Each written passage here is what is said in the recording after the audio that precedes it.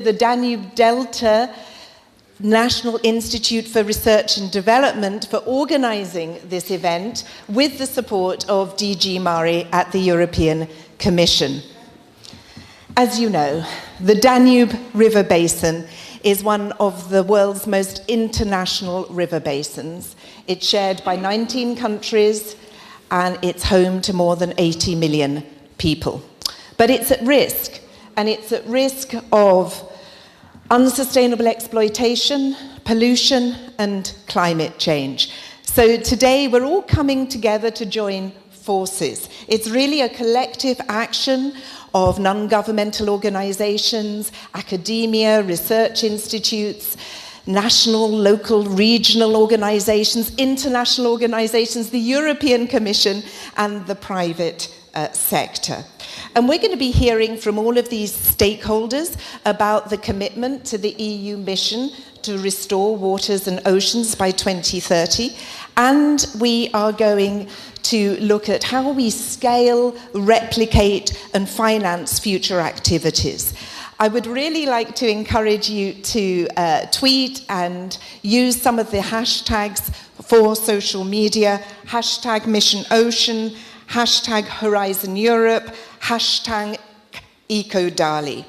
But with no further ado, it's now my pleasure to ask Romania's Minister of Research, Innovation and Digitalization, Sebastian Ian Buduja, to make his opening remarks. Sir, the floor is yours.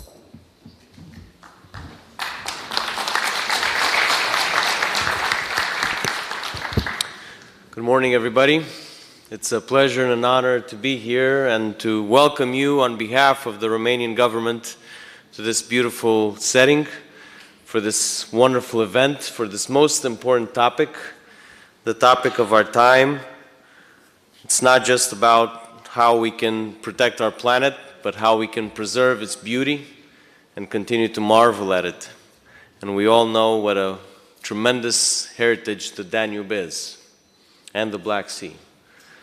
So I think that we could not meet at a better time. Indeed, the Danube and the Black Sea are of strategic importance for our government and increasingly for the world. Not just because of the security context, but indeed because of environmental challenges and what we could learn by studying it on how we can better protect our planet. And perhaps it's no coincidence that the first mention of a European Commission was indeed with the European Commission for the Danube, which was put in place after the Crimean War, with the Paris Treaty of 1854. So the Danube has been, for a long time, at the core of Europe, and continues to be that way. And of course, Romania is proud to host this event and to host over 1,000 kilometers of the Danube River, essentially our entire southern border, almost our entire southern border, through the Black Sea. I was talking earlier to Monsieur Pascal Lamy, and he made a great point, and I want to share it with you. And that point is about engaging citizens. It's great that we can meet, and many of you already know each other. It's a wonderful community of science and policy and entrepreneurs, but we got to go beyond that. We have to reach beyond it. We have to bring along average citizens to help them understand what the stakes are. The concepts are beautiful. They're also, though, quite abstract, unless we give people very specific ways in which they can engage. So I hope that some of the results that you keep in mind are practical and relate to how we can engage average citizens in this effort. Perhaps it's the use of new technologies like AI. Perhaps it's other instruments that are now at our disposal and can really accelerate the process of understanding our oceans, understanding our waters, understanding our planet, and especially what we can do beyond. So I'm especially proud to represent the Ministry of Research, Innovation and Digitalization, and particularly this flagship project, not just for Romania but for Europe, called Danubius RI. Danubius is coordinated on the national level by two amazing institutes, and their representatives are here, and I want to recognize them. Mr. Stanica is right there, and as well as Madam Paun, sitting further in the back. So thank you for all your collaboration, your initiative, your partnership. As you know, this effort started from the critical need to understand in a holistic way the processes in the Danube and how that interfaces with the Black Sea in the Delta. And if you haven't been to the Delta, then I recommend it, especially if you're not from Romania, you'll understand why. So we are excited to carry this through. And so beyond citizen engagement, I would also make as my last point the idea of partnership. I think there's a Bulgarian proverb that says, "A single hand cannot wash itself, not even in the Danube River." I think that's very wise. We cannot succeed in solving the challenges of our times by ourselves, as a single country, or as a single research institute, or as a single European Union. We need partnership. We need partnership. We do need partnership. Thank you all, and I wish you a very successful event.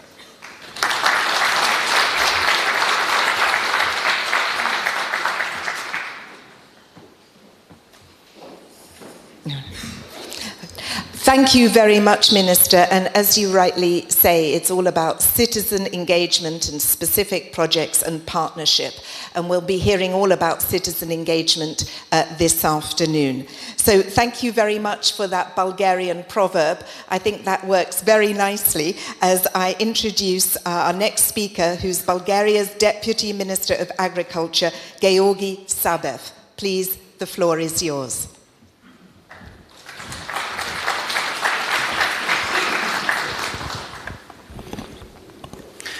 Dear Ministers, dear Madam Director General, dear guests, it's an honor and a true pleasure for me to participate in this event, which will undoubtedly contribute in a significant way to outline the future dimensions of sustainable development and functioning of the Danube River and Black Sea basins. I'd also like to assure you that you can count on support and contribution from the Bulgarian side for the achievement of our European goals in these areas.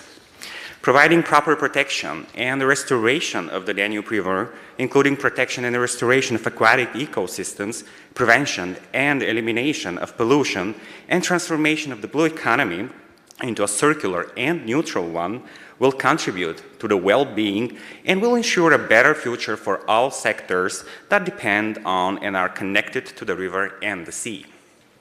We also believe that the European Commission is the right partner in this endeavor, in which our efforts to achieve the ambitious tasks should be accompanied by the improvement of our capacity to implement an overall enhanced approach. Its political objectives should have not only broad public support, but also clear indicators and tools for their achievement, including by optimizing our coordination at all levels and with all stakeholders. The regional approach to work should guarantee that all of our specifics are taken into account by building upon and consolidating the existing management measures and relevant activities. In this regard, we do consider that today's event lays the foundations for exactly this model of work, and we're all greatly pleased. I strongly believe that the prosperity of our regions is directly dependent on the good coordination and condition of our ecosystems, which can ensure the sustainable production of products and meet our expectations of social, economical, and ecological stability. I wish the initiative fruitful work and all the success. Thank you.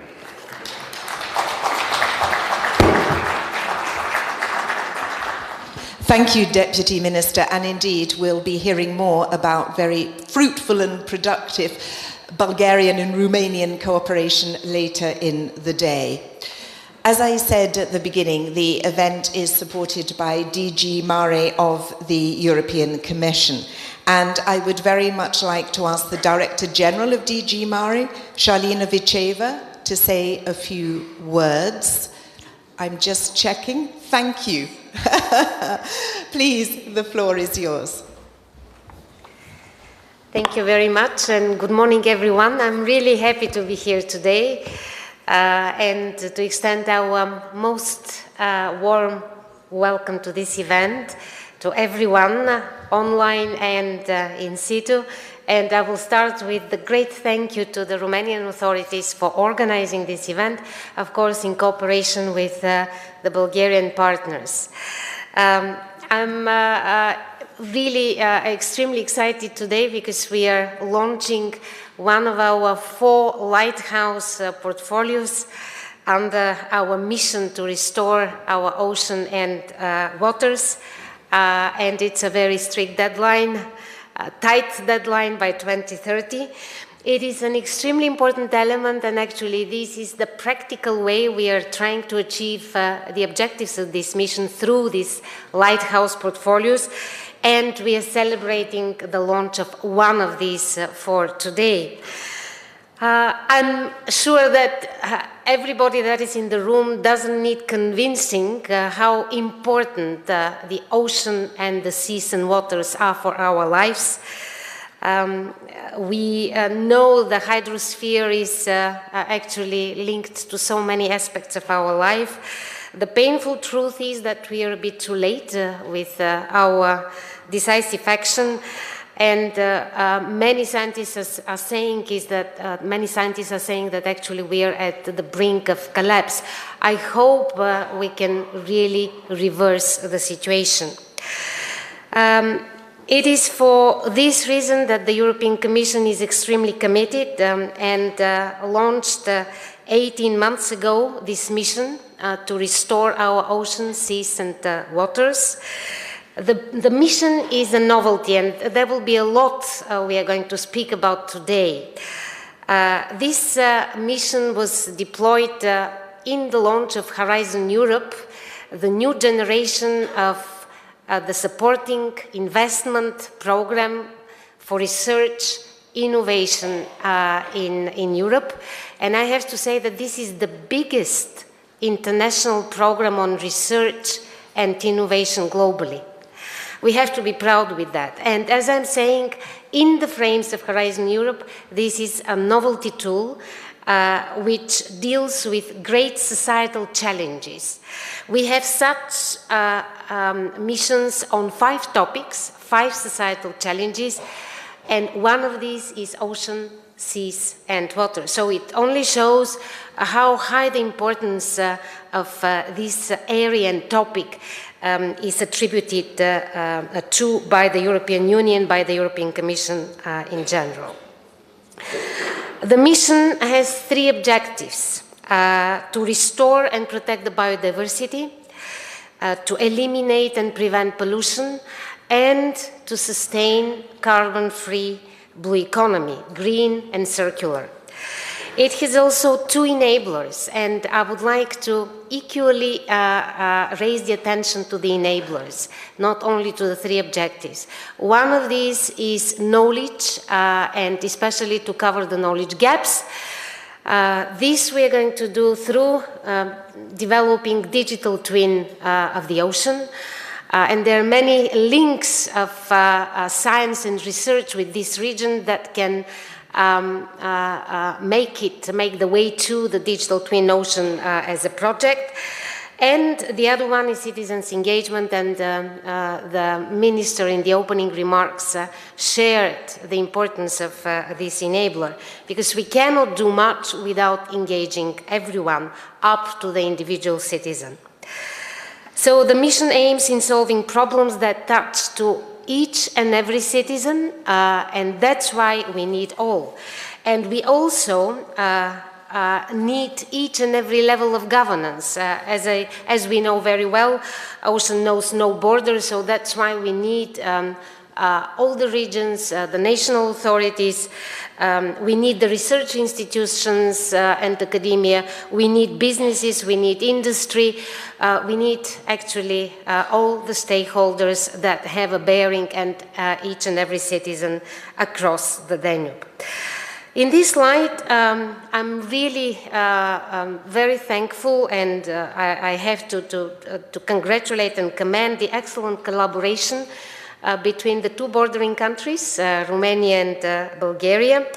And it is not because they are in a way co-organizing this event, but because when you look into the various strands of cooperation. There are so many projects in this area and that are pertinent to this lighthouse that are joint projects, and this is the only way to advance. So that is definitely, this type of cooperation is definitely the right spirit of the mission. The mission is deployed in 3 sea basin areas and in 1 river basin. So this is the Danube River Basin. You will hear many more details and a lot of presentations including by my colleagues, and I use the opportunity to thank also our team of the European Commission that is working relentlessly. I see all my colleagues here, both from DG Mare but also from DG Research and Innovation. They are going to present a lot alongside with the stakeholders in the region.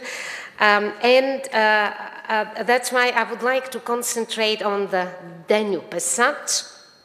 And in the opening remarks of the Minister and our facilitator, it was mentioned already that the Danube River is a very special river historically, culturally, and in terms of impact of our lives. It is the longest river in the European Union and the 2nd longest in Europe. And it is indeed incredibly international. This we know from our previous initiatives because we were trying to put everyone together. We have 19 countries, both in terms of where the river goes through, but also from where the river takes its catchment. And we also have to very heavily look in the Black Sea, because the two are inextricably linked. The Danube River impacts heavily the Black Sea as well, in terms of the pollution inflow from it, the chemicals, the overexploitation of natural resources.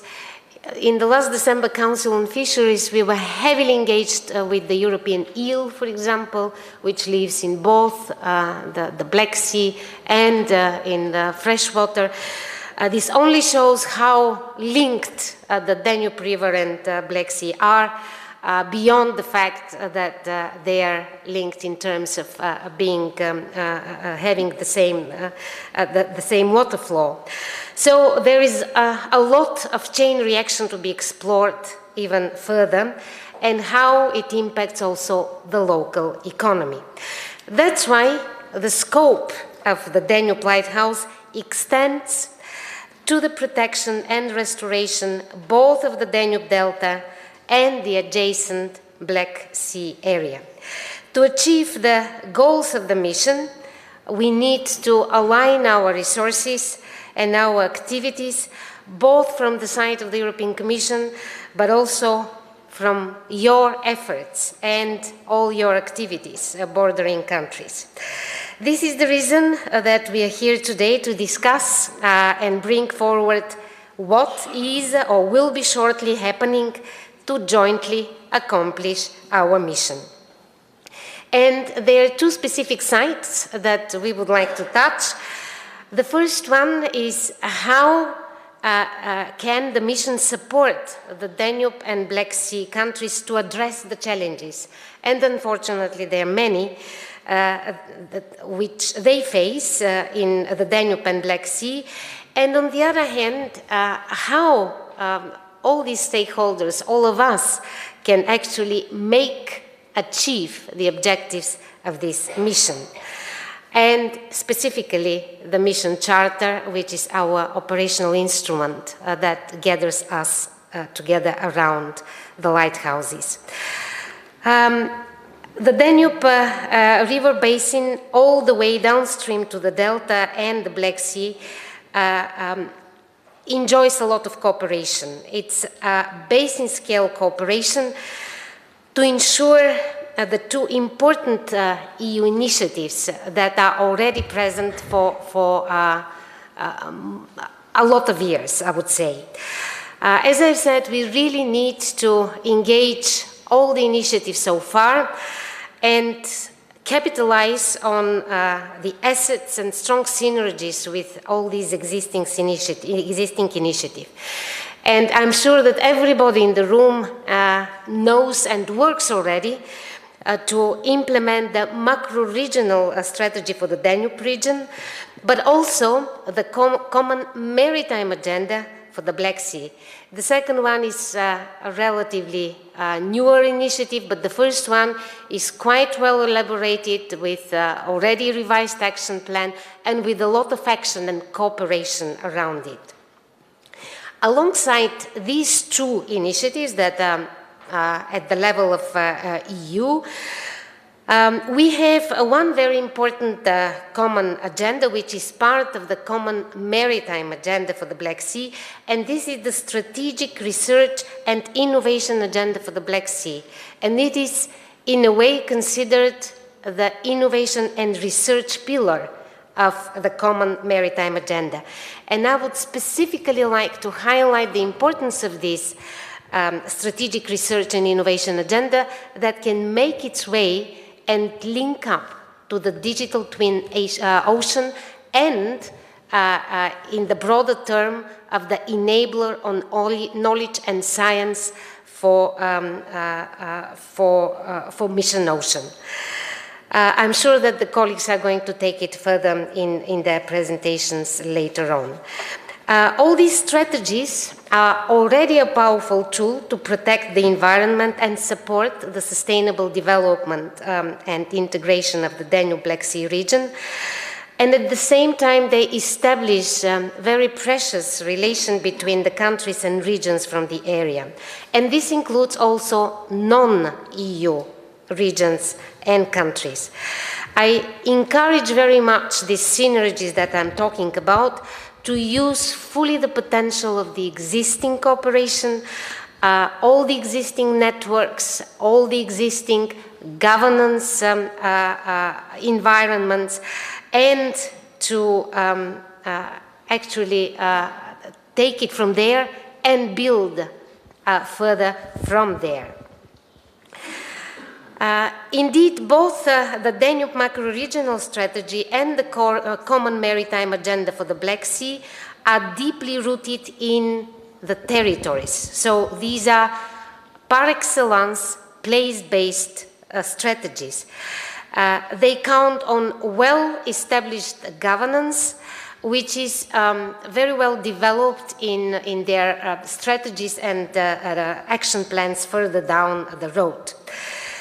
Most importantly, they show a very good track record of successful projects. So it's not only at the level of the strategies and action plans, but also at the level of projects that we have to seek building up and to seek synergies and complementarities.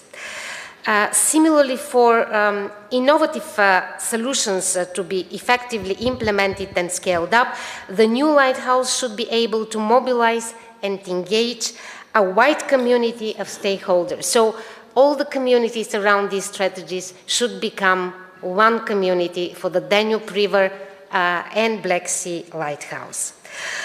A way we have chosen to facilitate and track such engagement is our charter, the mission charter. As I've said, this is our operational instrument to try and engage everyone.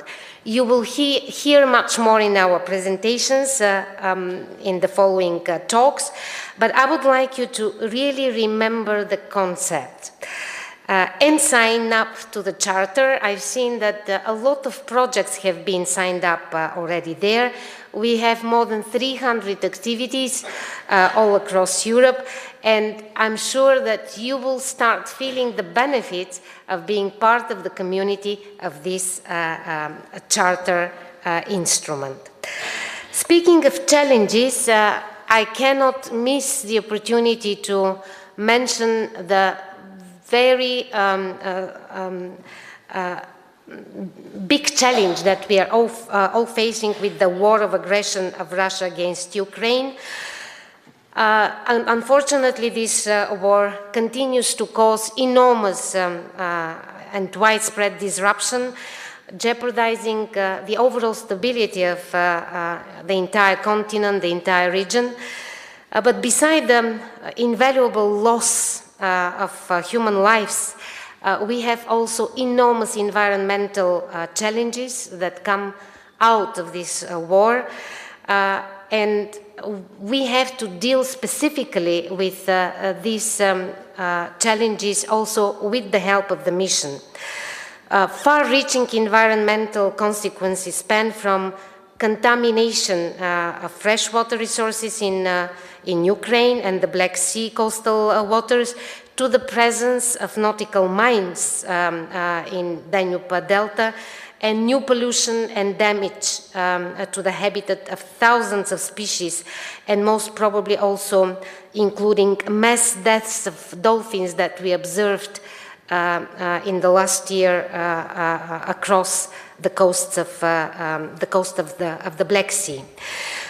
The mission mobilizes all relevant programs that are existing across Europe, and not only European but also national and regional. And I will give you a couple of examples to show how we can support investment under the mission Ocean and Waters. There was a call quite recently of the European Maritime Fisheries and Aquaculture Fund, for example, for regional projects to address marine pollution in the Black Sea, in particular the pollution caused by armed conflicts. The call was particularly successful in attracting proposals which are currently being evaluated, but this is only the first step in the direction of a coordinated response to the environmental damages caused by the war. More comprehensive efforts will be needed in measuring and addressing this severe challenge. The new Lighthouse can and should pave the way for the effective solutions, building on the Danube and Black Sea existing potential, both with regards to the current situation, but also in view of future reconstruction. The role of research and innovation is crucial to support the revitalization of local communities and improve their social and economic prospects. This is what the mission lighthouses are ultimately about. On this mission, we are not starting from scratch. The European Union has been supporting several cutting-edge initiatives, including the strategic research and innovation agendas in the various sea basins and the smart specialization strategies. To boost the place-based approach that I was speaking about at the beginning, in investing in research and innovation, I'm really proud to announce also here that the European Commission launched the thematic platform for a sustainable blue economy under the smart specialization concept. The new platform will support regions, stakeholders, and key industry players from the different sea basin and the river basin areas in making new investments and allowing blue economy sectors to develop smart, sustainable business models, respectful of the environment, thus also contributing to the mission. The next few months will be crucial in progressing further on the development of the thematic platform and on the creation of interregional partnerships which can create or further develop pan-EU value chains. So the Danube and Black Sea Lighthouse is in a privileged position to foster the dialogue and further cooperation between the projects in the area, to build on the existing regional smart specialization strategies and partnerships for a stronger Danube-Black Sea innovation ecosystem. I'm really happy to be here today. I commend the existing efforts of all the countries around the Danube, and I'm sure that this lighthouse will be a success story. We wish you extremely successful event today, and please take the advantage of being together, of networking, of talking to each other, for everything that we are doing together in this region. Thank you very much.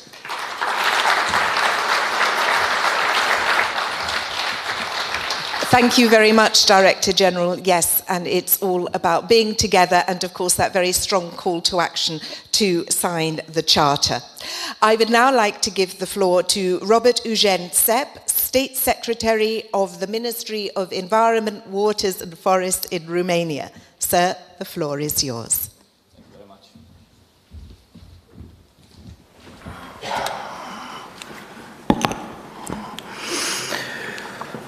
Thank you very much for the invitation.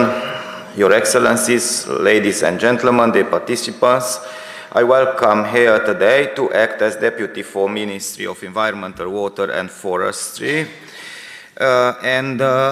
I'm pleased to welcome you at this event, very important event dedicated to launch of Danube Black Sea Lighthouse component of European Union mission Ocean, which aim to restore the EU ocean and water. Thank you. And waters by 2013. This mission is an important tool for the implementation of the EU Green Deal by contributing to the biodiversity restoration within the aquatic and marine ecosystem to reduce pollution and to create conditions for climate neutrality. It will create a platform for development and demonstration project on initiative solution and exchanging information and experiences in order to reach its objective of the EU level. Therefore, this platform will create the possibility to have interregional exchanges between different regions and to create a network of the public authorities, research institute, non-governmental organizations and stakeholders involved in the environmental protection, particularly dedicated to water and marine environment. Danube Black Sea Lighthouse is one of the 4 lighthouses throughout Europe, which will contribute and benefit for the activities development in this context. This region will use the existing knowledge and participate in the future regional and interregional projects in order to increase scientific, technical, administrative and management capacity for recovery and protection of the environment and to mitigate and adapt to climate change effects. Because water management issue and cross-border challenges, the only efficient manner to manage this issue is in coordinate manner. Cooperation is crucial and the regional approach at basin level is necessary. Or this efficient work in one country is quickly undone by neglect elsewhere. In the joint efforts to work within the Lighthouse, we will use and extend the existing international cooperation for the Black Danube region. Particularly, I want to refer to the International Commission for the Protection of the Danube River, looking back to more than 20 years of cooperation. We must proud by our achievement in the Danube Basin. And when I'm saying this, I'm thinking of all planned projects, systems, surveys, and expert networks which we developed and implement together successfully in the most international river basin in the world. Particularly, I want to underline the major role of ICPDR in the implementation of the Water Framework Directive and Flood Directive in the Danube River Basin. ICPDR has shown to be the most suitable platform for the transborder cooperation in the water management, bringing together EU members and non-EU members, upstate and downstate countries with different economic, cultural and social status. From these cooperation activities and environmental will benefit as well as 80 million people who call the Danube River Basin their home. And these people have to be proud of their involvement in development of these plans. It is impressive to see how the ICPDR have ensured public participation in water management matter for the people throughout the Danube River Basin. It is a testimony for those relating to Danube water have the opportunity and are seeing up more and more to be part of the solution. Moreover, we will need a strong political commitment and guidance for future development of our cooperation, for tackling new challenges as implementation of EU Green Deal and EU biodiversity strategy, plastic and microplastic pollution, and climate change of the Danube River basin. These challenges will push us to learn what changes are needed in water management and in our daily life in order to be part of the more suitable development. This change will not happen overnight and will require strong involvement and efforts for water authority and stakeholders. But these changes will also need time, support and solidarity in order to have proper coordination at the Danube River basin, and we will need a roadmap which practically step defining our contribution to Green Deal, biodiversity strategy, and of course new commitments of adaptation to climate change. In this respect, we will act for a closer cooperation and coordination with EU strategy for the Danube River, in particular with environmental pillar. We consider that after its launching, the Danube Black Sea Lighthouse should coordinate its priorities and activities with ICPDR and the European Union strategy for the Danube River. Related to the Black Sea, there is also a cooperation with the Convention of the Protection of the Black Sea against pollution, but unfortunately, this cooperation has been seriously affected by the conflict in Ukraine. This is the cooperation within the Environmental Working Group of the Black Sea Economic Cooperation, and we hope that this could contribute to the development of joint action for with Danube Black Sea Lighthouse. However, there is a strong and active cooperation between Romania and Bulgaria for the implementation of the EU Marine Framework Directive in the Black Sea in order to reach good environmental status of the marine waters. Romania, as a downstream country in the Danube River basin, is depending on what is happening upstream, particularly related to the water environment. On the other hand, being the largest country in the basin, it has a significant impact of downstream Danube and the Black Sea. Therefore, we strongly support the European Mission for Water and Ocean. Furthermore, we are developing regional projects. We are in line with the mission, and I want to mention here our bilateral project with Bulgaria on Danube risk prevention, which will promote an ecosystem-based approach. Our project proposal to restore fish migration route of the Danube, a project financed by European Commission targeting to ensure fish migration upstream of Iron Gates 1 and 2 dams. Moreover, the EcoDali project focuses on networking stakeholders and living labs, and I want to express my gratitude for all the support provided for the organization of this meeting. I also want to thank you, our co-organizers, the National Institute Danube for Delta, Bucharest Polytechnic University, and the National Institute for Gas Turbines and of course for their support. Also, I would like to thank the European Commission for this initiative and for the support provided to the Danube and Black Sea countries for the Green Deal implementation.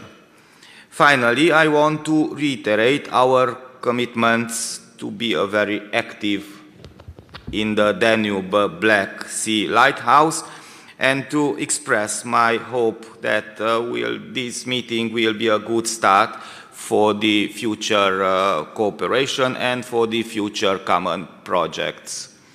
Thank you very much. Thank you very much, State Secretary. And indeed, Romania as a downstream destination on the Danube is very impacted by what happens upstream, which is why cooperation is so important. We're delighted that the Commissioner for Environment, Oceans and Fisheries, Virginijus Sinkevicius, has sent this recorded message for us. Ministers, distinguished guests, ladies and gentlemen, welcome to the launch of the Danube and Black Sea Lighthouse, part of the mission Restore Our Ocean and Waters. First of all, a big, wholehearted thank you to Minister Tanjos for hosting us today for this important event. The Danube River flows through 9 countries, but it shares its catchment area with 19 countries, and it's home to over 80 million people. The people of the Danube speak many different languages. They are also very diverse, culturally, socially, economically. But one thing they do have in common is this river, the Danube. And I know that they also share the collective responsibility to protect it. All of these factors make this river basin the perfect candidate for cross-border cooperation. With bold leadership and strong commitment to action, we can speed up our green transition and deliver on the European Green Deal. It's our long-term strategy to create a future that is manageable in terms of wealth, security, and climate. And to secure that future, we need an economy that is sustainable, resilient, and adaptable. But to get there, we need to find the right mix of innovation and solutions that we can upscale and replicate across Europe. We need to join forces and work together. And this is precisely the goal of this mission and its lighthouses. The Danube and Black Sea Lighthouse will support the development and deployment of innovative solutions across both basins. Solutions to protect and restore marine and freshwater ecosystems, reduce pollution in our rivers, and pave the way for a productive yet sustainable use of aquatic resources.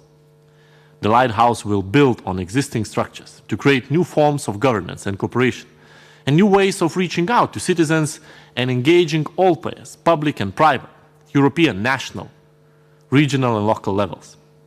We want to help all of them and all of you to deepen cooperation and align your efforts. We want to help you reach the critical mass and achieve the transformational change that is needed to restore the health of our oceans and waters by 2030.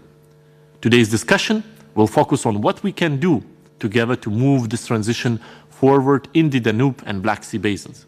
You will hear about the EU funding opportunities. You will discover how you can engage through the Mission Charter. You will have the opportunity to network and exchange views with relevant stakeholders. You will effectively become members of the mission community, a community that should stay open to EU candidates and neighboring countries as well. Here I'm also thinking of Ukraine and its people. I expect the Danube River Basin Lighthouse to provide many opportunities for cooperation and support at this difficult time. And of course, I hope it will light the way for each of you who have chosen to be here today, who have chosen to take a different road and walk off the beaten path, and to act for a healthier Danube River and Black Sea Basin. Thank you for your attention.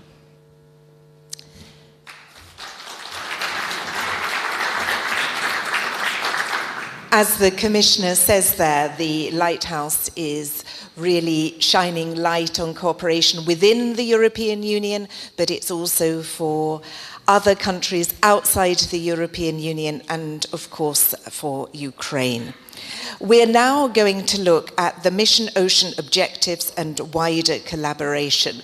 You can see we're keeping to time on the programme, which is very helpfully put on the screen. We have a lot of speakers today, so I would very kindly like to ask you to keep to time so that we can do that very important networking that the Director General spoke about.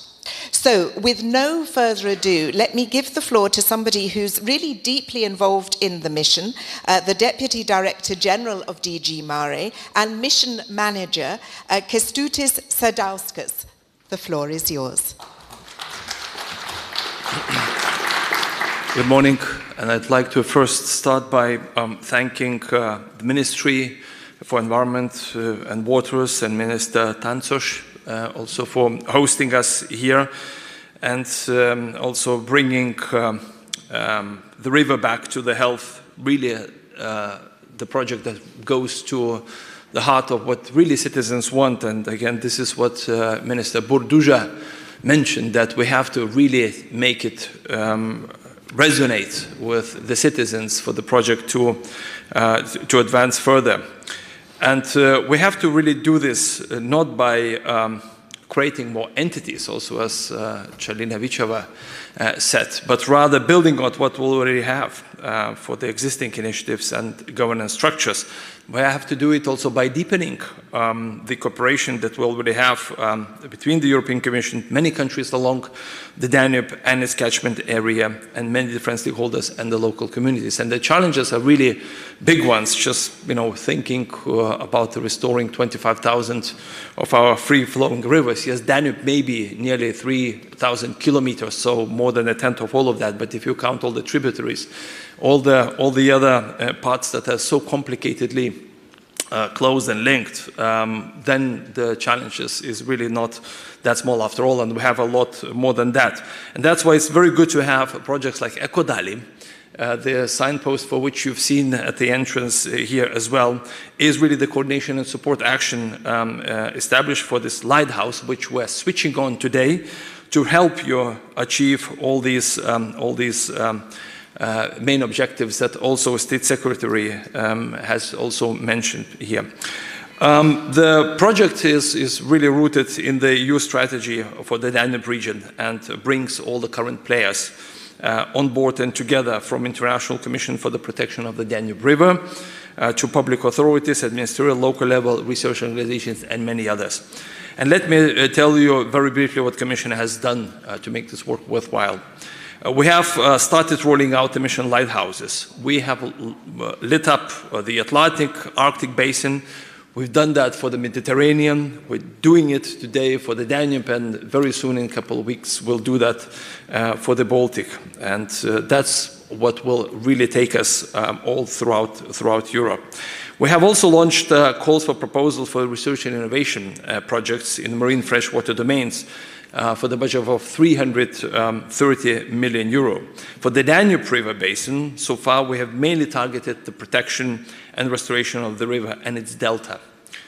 But according to the concept of associated regions, we also offer financial support for regional and local authorities who wish to replicate solutions and good practices that have been tried and tested elsewhere and can be scaled up in this part of Europe. On top of that, the Blue Invest Fund has deployed venture capital funds, leading to investments of 300 million euro already, and a new financial instrument which builds on that experience, blends resources from European Maritime Fisheries Fund, the InvestEU program, and European Investment Fund, with the aim to reach a much bigger number. We are aiming at 1.5 billion euro, all for the blue economy.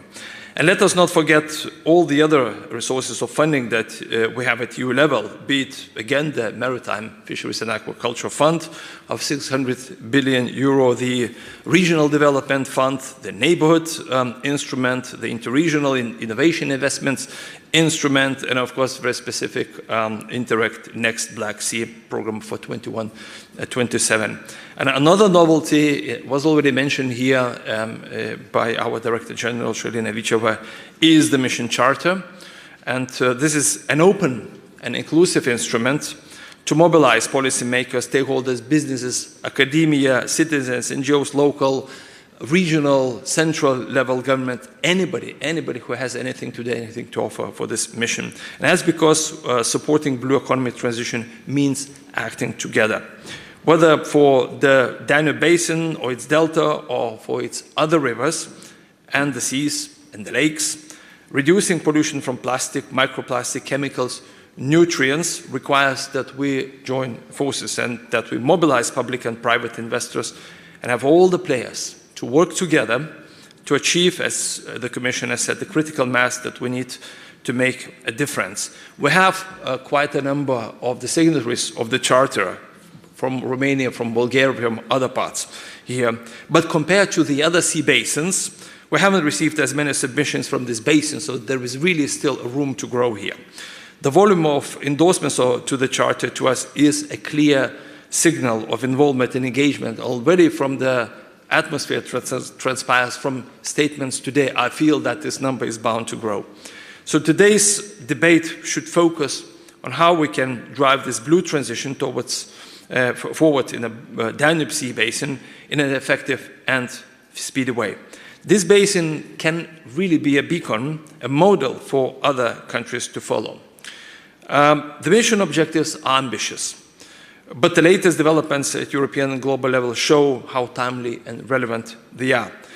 The nature restoration law that the European Commission proposes, together with mandatory targets for restoring our marine and freshwater ecosystems, is just one example. And a few weeks ago, the Commission have adopted a package of initiatives setting out the vision for sustainable use of marine resources and the path to get there. Among these is the Energy Transition Initiative for EU fisheries and aquaculture sector, the Marine Action Plan to protect and restore marine ecosystems for sustainable and resilient fisheries, the Fisheries Pact for Sustainable Science, Innovative and Inclusive Fisheries Management, and there are a few others that are already out there. And of course, globally, we have been successful in Montreal in bringing home the global biodiversity framework adopted just recently, whereby we have all pledged to create many more marine protected areas. And not least, the very latest agreement of the biodiversity beyond national jurisdiction, the agreement which still needs to be signed and hopefully will be done very soon, but it also requires efforts for the marine protection, for the restoration of ecosystems there. And how do we do this? We know for sure that we can't do with the instruments that we have. We have to do things differently. And that's precisely what distinguishes this mission from many other projects, because in many other parts, many other times we've tried to do that with the instruments that we have at hand, with the business as usual, and it simply doesn't work given the scale of the challenges that we have. Mission Ocean and the waters is meant to do things differently. It's meant to achieve impossible things, and many of these things, they seem to have been impossible, but I'm sure that if we do it together, if we do it with a new approach, all these impossible things will be done. Just, I think, as Nelson Mandela used to say, that all things seem to be impossible until someone does it, and I'm pretty sure we can do that together here again. Thank you very much. Thank you very much indeed. Mission Ocean, not Mission Impossible, is what I pick up from that, especially with all the resources and funding that the European Commission is offering. Well, let's move from Mission Manager to Deputy Mission Manager, John Bell. John wears many hats. He's the Director of the European Commission's DG for Research and Innovation. He's leading Horizon Europe's innovation programme on various policy transitions, but I'll let you explain more, John. The floor is yours. Thank you. Bună dimineața. My apologies for an Irish pronunciation of a great language. Dear Minister Burducha, State Secretary, Minister Sabev, and Director General Shalina Vicheva, we are here in the heart of Europe, where the great crises that we hear about are playing out, whether we talk about our European neighbours in the Ukraine, where our main task is to bring peace when this terrible invasion has been put away. We hear about a food crisis emerging, an energy crisis, and now we know there is a water crisis at the heart of the work that we're doing. So it is great to be here today to discuss the launch of the Danube Lighthouse, your lighthouse, which will develop and deploy transformative, innovative solutions, not from somewhere up in the sky, but here upstream and downstream along the riverbanks, between the communities, the countries, the regions, the organizations, from source to sea, from the Danube to the Black Sea. We are very lucky here to have a living example of what the mission is about. Pascal Lamy, who is here, has coined the phrase the hydrosphere. And this is the hydrosphere. This is what it looks like, the water system in its entirety. From where the water rises, as it goes down through the river, it goes to the delta and out into the sea and back again through the system. If we're going to deliver the mission to restore our waters and oceans by 2030, it must happen here. And so our reason for being here is not to have some people turning up in suits from Brussels telling us what would be a great thing to happen in the future.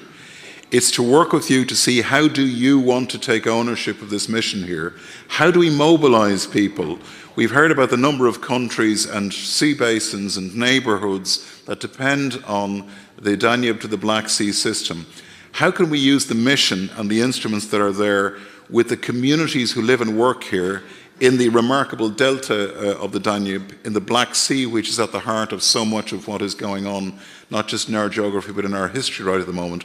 What is that we could do to really make the future of that different and sustainable? So the Danube and the Black Sea, Dunărea si Marea Neagră inimina Europa. The Danube and the Black Sea, the heart of Europe. That is what this lighthouse is about. Our water system from the rivers to the seas are in crisis.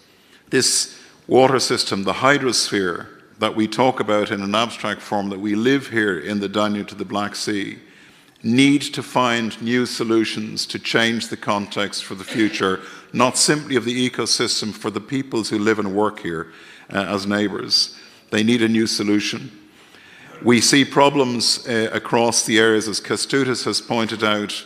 We have over-demand, mismanagement, triple crises of climate change, biodiversity loss and pollution, most felt where water meets people.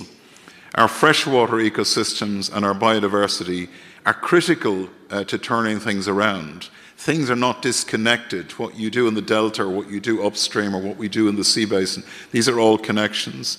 And the future health of our waters will determine the future health of our communities, our cultures, our way of life, our economies, and indeed of our ecosystems. You will have seen in New York last week the United Nations Water Conference that took place, where the signal has been given that, as we say, alongside the crises that we have in energy and food, we now see a water crisis which is affecting everybody, everywhere. And the European Union has confirmed its strong engagement for global water security. We've announced 32 commitments for action, amongst which is the work that we will do here together in the Danube to Black Sea Lighthouse. Our water systems now need to be, the hydrosphere, the water systems are at the centre of the climate policies and actions, as well as all of the other policies that we're dealing with. So from source to sea, we need restoration, and we need to do it together. So our commitments of the European Union in that context will ensure that there is the use of research and innovation to improve resilience and to decrease the stresses that are taking place on our water systems in order to change the context and provide water security for all. And here in Europe, together, we have many prospects. I mean, if you look at some of the projects that are here and some of the remarkable colleagues who are here, and I celebrate you, the Commission really wants to thank those of you who've been working here quietly for many, many years in a difficult space to change the context through research innovation. There's great hope that alongside the research innovation, the engagement of communities, the technologies, the business models, the green infrastructure, the funding that Kęstutis talked about, there's an opportunity here to do something effective and big. And the mission is not here to create yet another jumble of acronyms and bodies and all the rest. We are here to do something effective and big and local, and you need to work out what that should be. But to do that, you need to take ownership of this mission.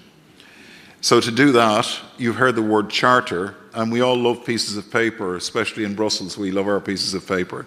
But the charter is not a piece of paper. The charter is communities up and down this river to the sea basin saying this matters to us, we want to be part of discussing how we're going to fix this, how are we going to restore this, and what we need from the communities of practice in research and innovation and investment, and from the European Union and other instruments nationally and regionally to do that. So when we ask you to think about joining the mission and signing the charter, it is not an act on a piece of paper.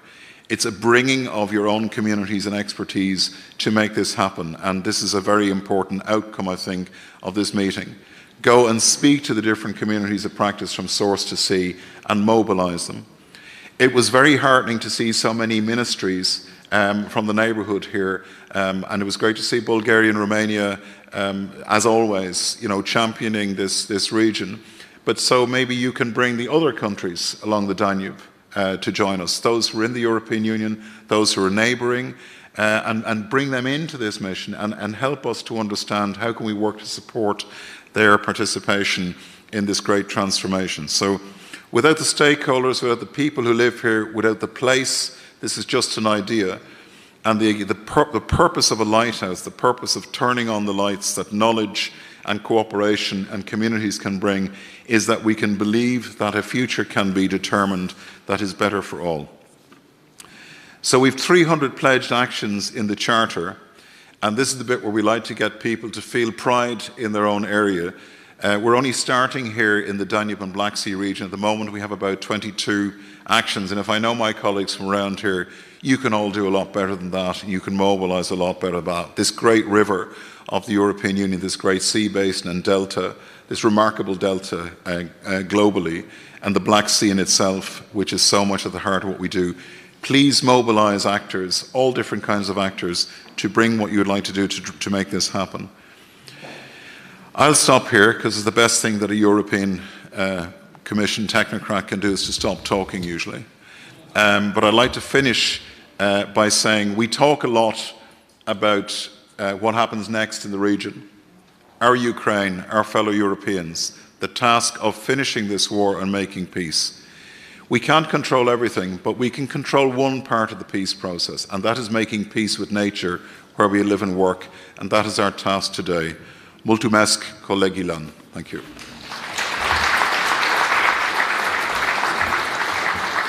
Thank you very, very much, and indeed pointing out that already the Charter has 300 actions, and we're going to be hearing more about them. I forgot my microphone, sorry. Difficult to do two things at the same time. But I have quite a strong voice, but it's better with the microphone, I always find. Thank you, and indeed, so many actions already in the Charter, and we'll be hearing more about those and also what is happening in the region. It's now my pleasure to give the floor to Alexandra Bogdan, Director of the Ministry of Foreign Affairs in Romania.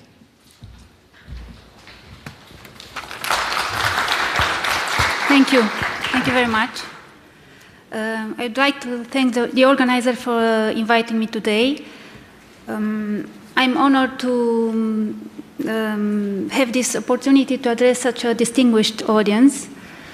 Romania holds this year the coordination of the Common Maritime Agenda, the EU Sea Basin Strategy for a sustainable, for a sustainable blue economy in the Black Sea.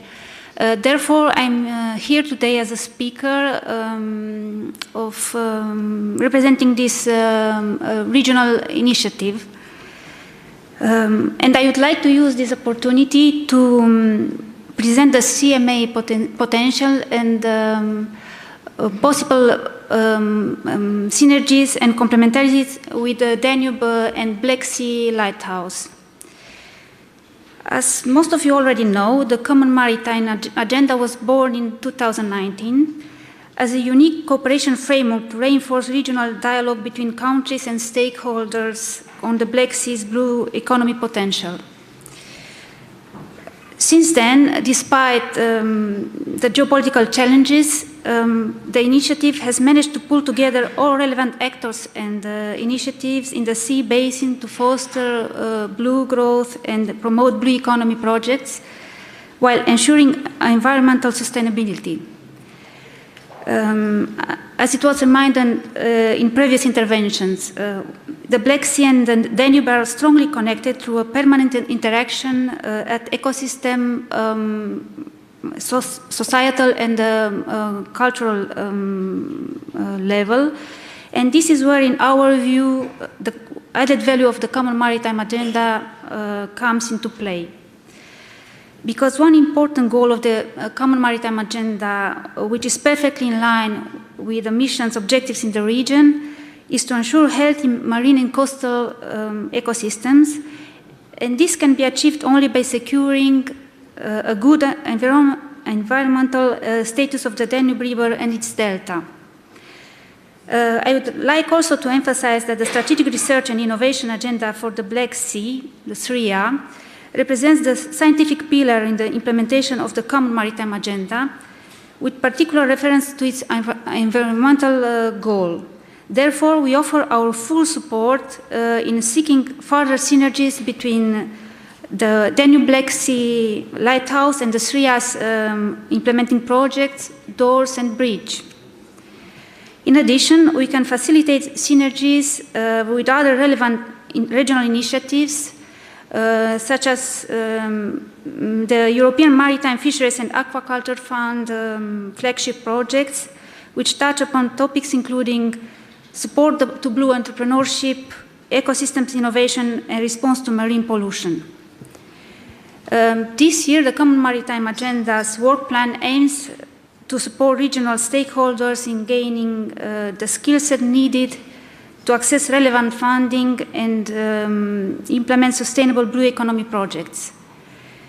As such, the Common Maritime Agenda hubs are supporting the organization of interactive events to address the topics that are relevant for each country. In some of the countries, closer to the Danube Delta, discussion with local stakeholders will certainly touch upon challenges and opportunities in the Danube region. In addition, in November this year, we will organize here in Bucharest the Common Maritime Agenda Annual Stakeholder Conference to create a debating platform for key projects and initiatives relevant for the Black Sea wider ecosystem. The event will focus both on ecosystem preservation and entrepreneurship support, and we consider it a perfect opportunity to showcase the concrete solution foreseen in the context of the Danube Black Sea Lighthouse. We see the mission Lighthouse and its coordination and support action as essential partners in achieving the protection and restoration targets for the region, and we consider them as excellent allies in mobilizing the necessary resources and networks.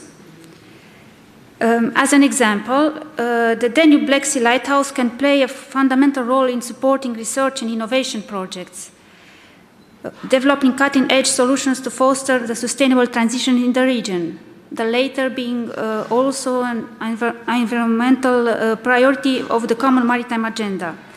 Moreover, the Common Maritime Agenda and its national hubs network can work closely with the Lighthouse to share best practices, promote common objectives, and mobilize regional stakeholders, making a concrete contribution to the mission charter.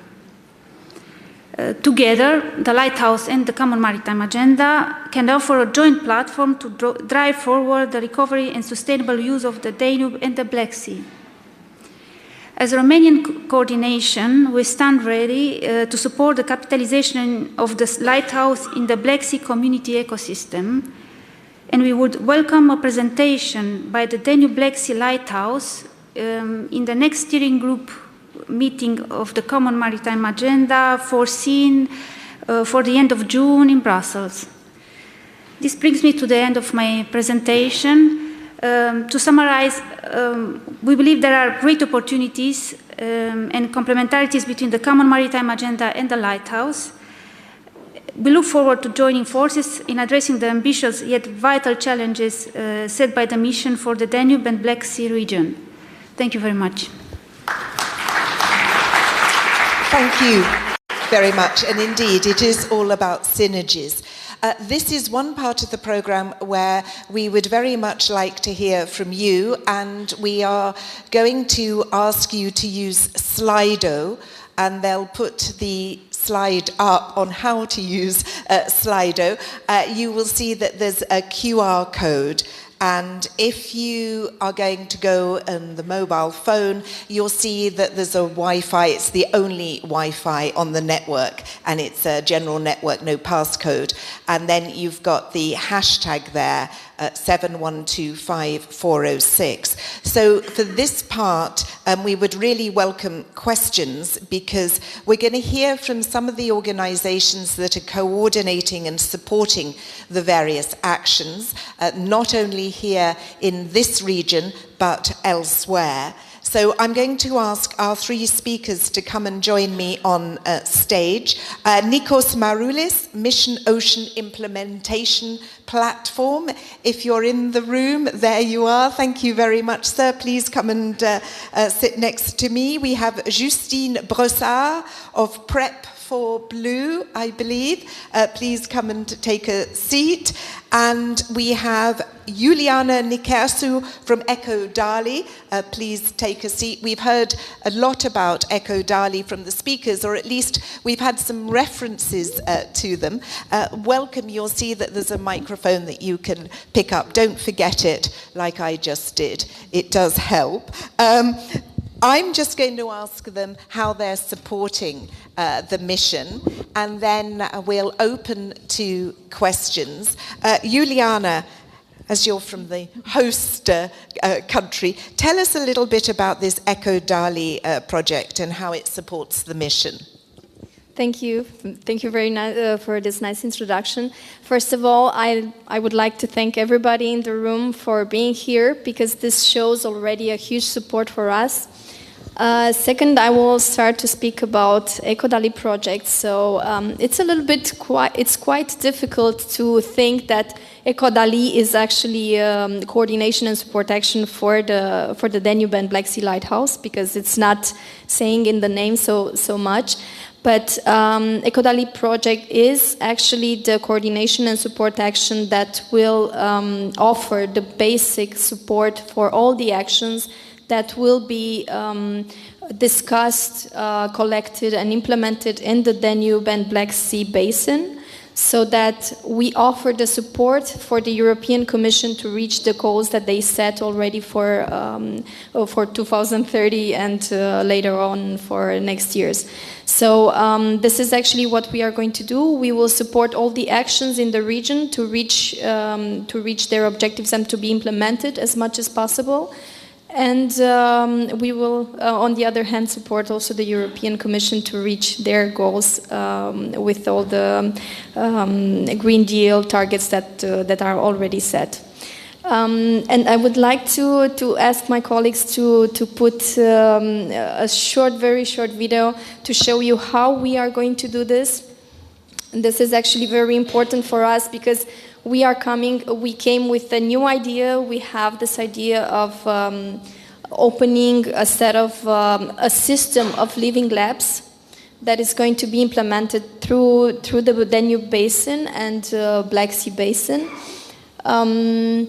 This is just a little bit of information about the project, and I would like here to emphasize what was already said, that we are all the countries in the basin that are involved in this project, so we are going to work together. This is very important, and I'm really happy that the partners that we have in the project, they are going to cover the entire basin with activities.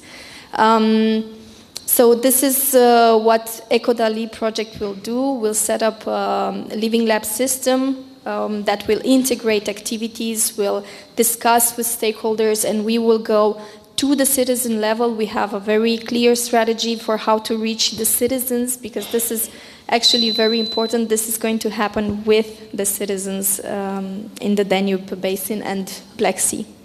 And I can see that you're working with academia, you're working with WWF, non-governmental organizations. It's a really collective action here. Yes, that's going to be one of the biggest challenges of the project, to be involved with the quadruple helix, so with stakeholders and with partners from all the spectrum. But as I mentioned, one of the most important goals of the project is actually to reach the citizen level. So this is going to be a challenge that we already accepted. Thank you. Justine, you're from the Prep for Blue project. So tell us all about that, please. Does it? Okay. So I work for the Conference of Peripheral Maritime Regions, and I'm here also to replace Natalia Palenzuela, the coordinator of the project Prep for Blue. So basically, as you already know, the approach of all of the missions is to address complex global problems, but in a new way, by establishing new ecosystems of partnerships, new collaborations. And so based on that, the project, the mission Ocean and Waters involves sort of a change of paradigm in the scientific approach. So now researchers, they must co-create and co-produce knowledge with the stakeholders and the citizens. So this is also a good way to ensure that to create trust, let's say, in the scientific process and ensure the uptake of the results. And so now I will say that the objective of a research project is not only to produce knowledge, but to solve problems in collaboration with the final users of the solution, because this is the only way, let's say, to make sure that the final products, so the innovative solutions that are created, they reach the final consumers, the final users, and they are used by them. Okay. So that's why also the approach of the mission is to be a bit more concrete and closer to the reality. And also it will involve a lot of synergies at all levels, at the European, national, regional, and local level, and notably to create synergies in terms of research, innovation, funding. So based on that, as you can imagine, co-creation and co-implementation with all the stakeholders, all the citizens, it cannot be improvised, so you need to have the methods for that, and that's the objective of Prep for Blue. So the project will support researchers that will implement the projects of the missions by delivering a series of trainings and tools to make sure that to help them to implement these new methods and this new approach. And so the project will notably do that by fostering synergies with the mission governance and mission contributors. We will also create an inspiring and innovative communication to engage all of the stakeholders and the citizens. And also, as you can imagine, we need to have knowledge on the mission to know more about the projects and the innovative solutions in relation to the mission.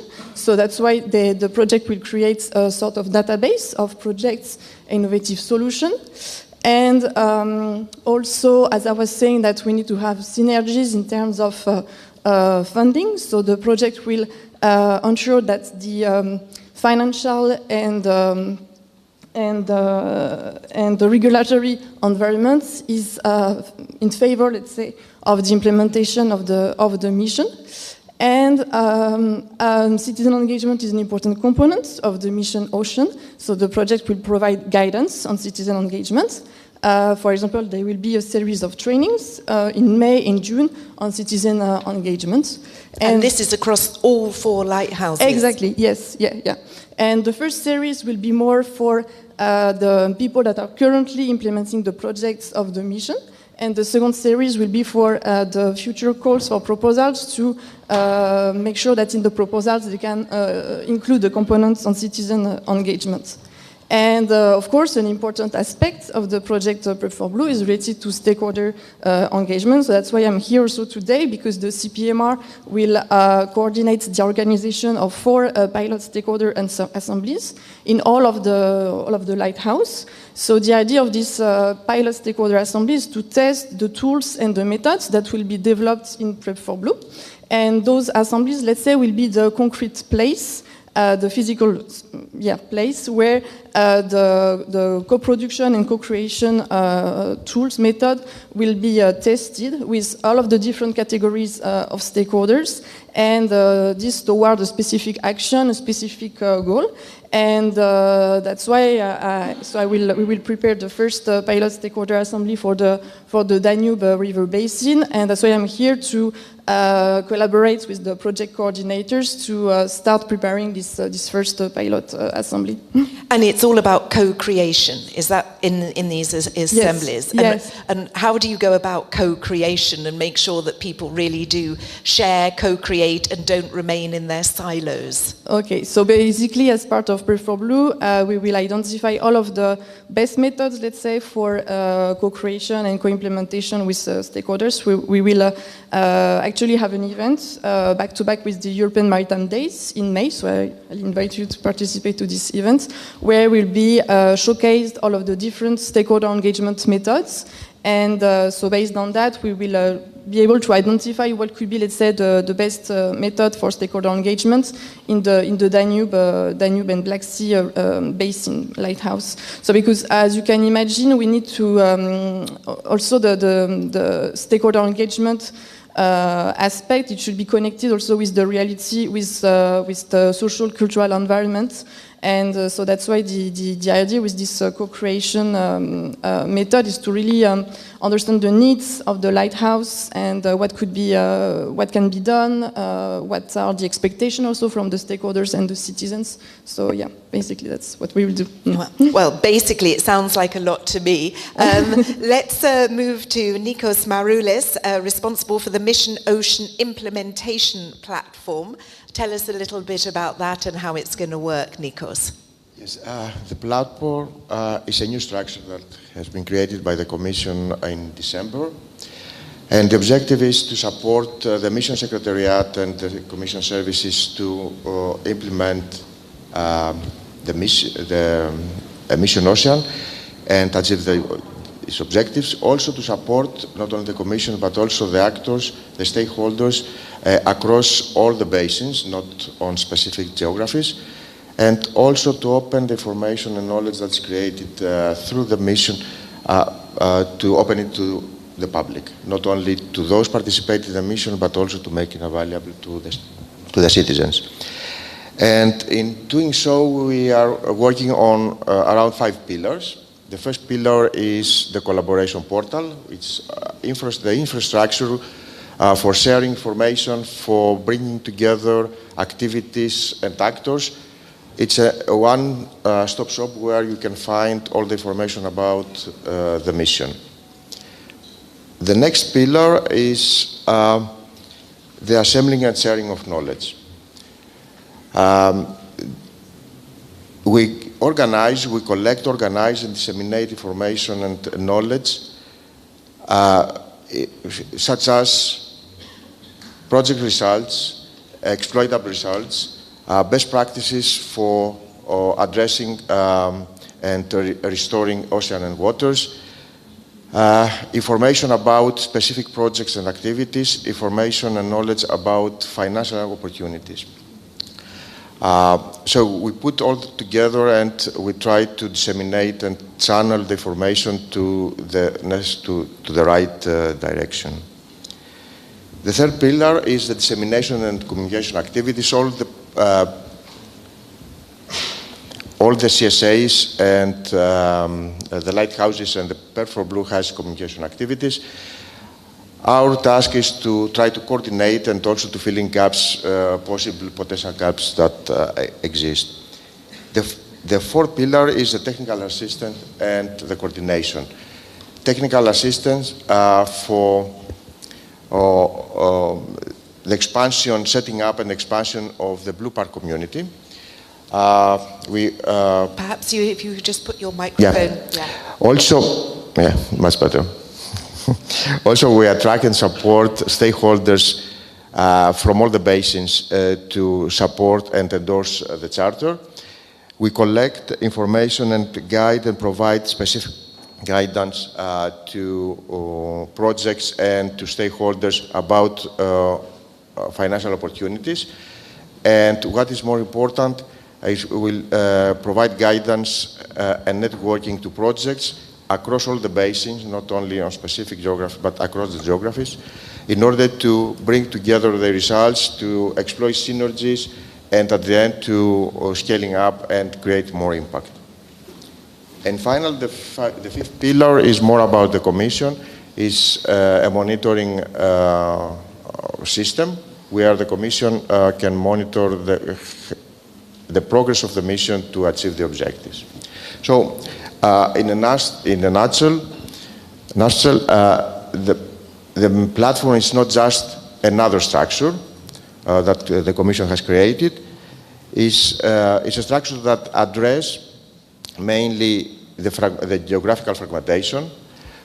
We address issues and bring together projects, people, knowledge, information from the Mediterranean to Danube to North Sea, across all geographies and water areas, in order to create synergies, explore results, and create the scales that bring more impact to what we want to do.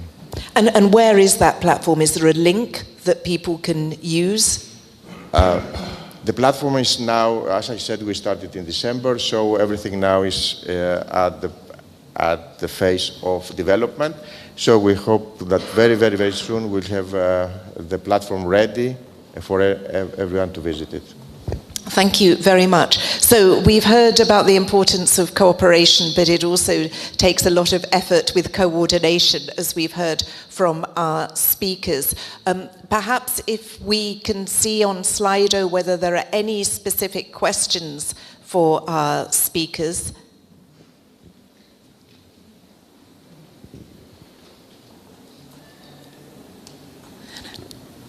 And then, of course, you're going to have to put that in very big print so that I can read them. Thank you very much for that first one. How do the ideas of restoration, wetland restoration, will be accepted by other ministries, e.g. agriculture? How will this support the content of the Common Agricultural Policy?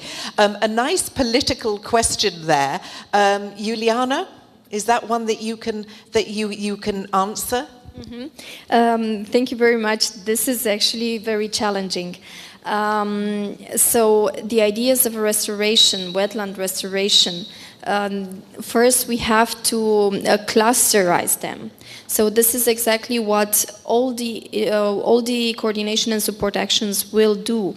We'll gather all these ideas of restoration, all these innovative ideas that are implemented now or are to be implemented. We will collect ideas.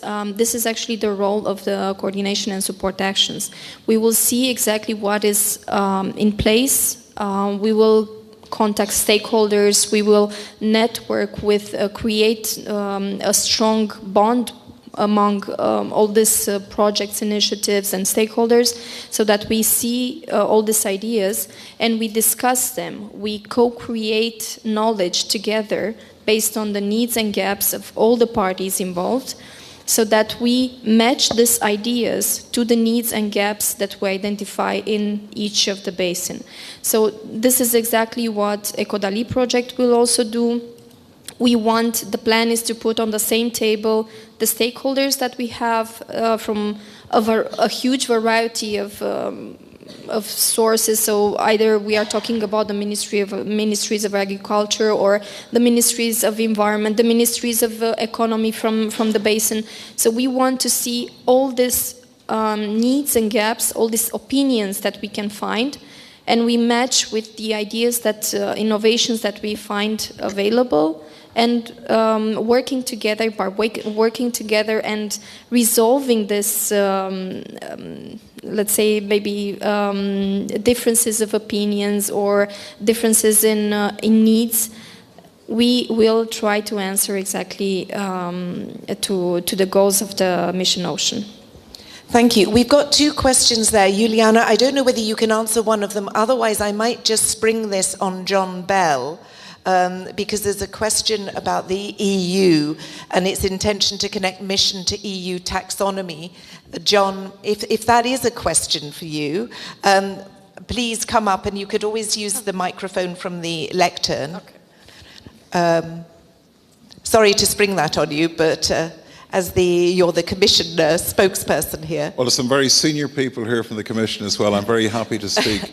Do you know what the taxonomy is? I know you know what taxonomy, the word is, but the taxonomy, if you like, it's the frame that the European Union is setting to say whatever we invest in the future, it must apply this taxonomy, this organised way of thinking about what investment is for. And there's a very big discussion which is finalised by Commissioner McGuinness and the colleagues in the Commission to say what can be financed or invested in, whatever the EU instrument is, whether it's Horizon Europe or the Fisheries Fund or InvestEU or the recovery programmes or Next Generation Europe or whatever comes between now and 2050, it's the rules for investment from EU funding. So it applies to everything. So it means we are no longer going to be funding the fossil fuel or the biodiversity wrecking or the environmental shattering or the pollution destroying policies or activities of the past. So the simple answer is yes, of course, whatever we're doing has to apply the principles of the taxonomy. What the taxonomy is going to do for us, however, is to work with the European Investment Bank or international financial partners, all of the different instruments that the European Union uses right across the array of instruments that are there to ensure that the money in different ways is applied to make these changes and transitions happen. So in a very practical way, you can be talking about wetland restoration, you can be talking about green energy for the future, you can be talking about sustainable biodiversity.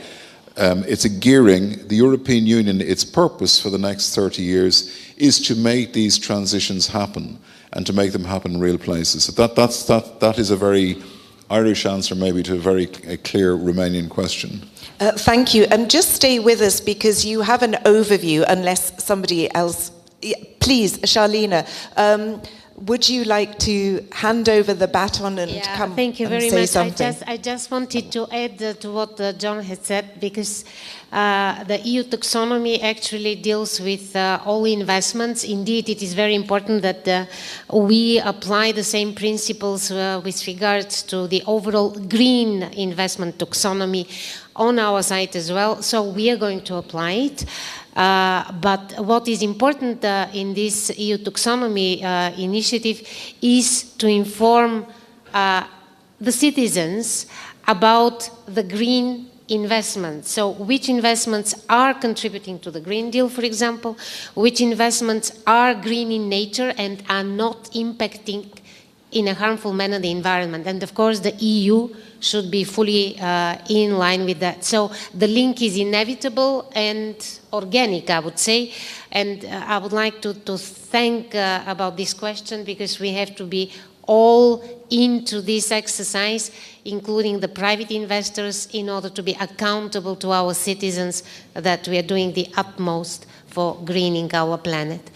And also, with regard to the pollution prevention and wastewater treatment plants, actually this is also a nice question where we can make the link with another fund. It's not only Horizon Europe that has to implement the missions, but also, for example, the European Regional Development Fund, the European Cohesion Fund, especially the European Cohesion Fund. It finances huge wastewater treatment plants, and this is a very nice link where it's not only passively pollution prevention can be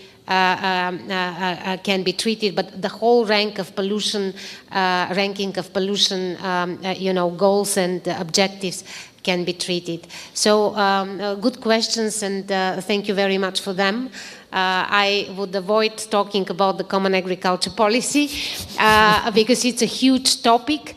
But indeed, we are there in the Commission working with all relevant services. We work with DG Agri, for example. We work with DG Grow, so we are trying to have a coordinated approach.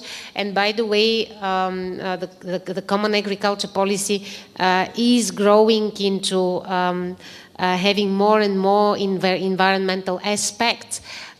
because we know that a lot of pollution that goes into the fresh waters and the sea comes from agriculture. So this is extremely pertinent that both the common agriculture policy but also the funds that are supporting it are acting with regard to all these objectives. Thank you very much.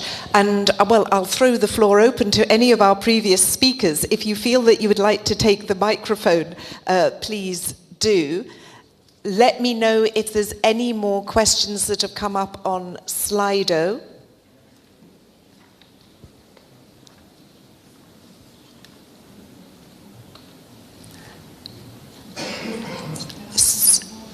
So unless there's somebody in the audience who would like to make a comment or ask a question,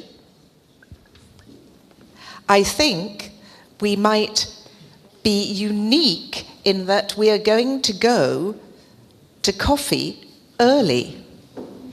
So what I'm going to suggest, I'm just making an executive decision, which is a little bit dangerous, is that if we take a coffee break from 11:15 to 11:45, and we come back at 11:45, this allows more time for our next speakers and more questions on Slido. So if that is acceptable to everybody, let's go for coffee now between 11:15 and 11:45, and then we'll come back again to our next speakers. Thank you, and thank you to our speakers too. Thank you.